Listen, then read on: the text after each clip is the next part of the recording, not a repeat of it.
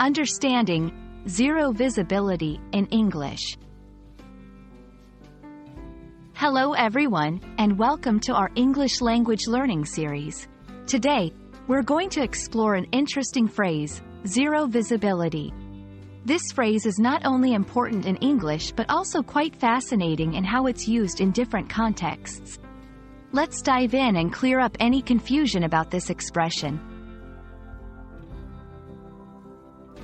Zero visibility refers to a situation where visibility is extremely poor or non-existent. This term is often used in weather conditions, especially in fog, heavy rain, snow, or dust storms, where it's hard or impossible to see.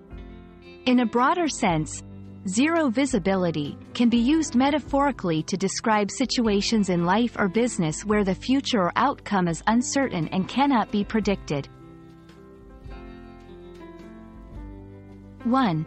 Weather reports. Due to the heavy fog, the airport is experiencing zero visibility, leading to flight delays. 2. Driving conditions. Drivers are advised to stay off the roads due to zero visibility caused by the blizzard. 3. Metaphorical use. Entering this new market gives us zero visibility on our potential profits or losses. 1. When talking about weather, the mountain roads are dangerous now due to zero visibility.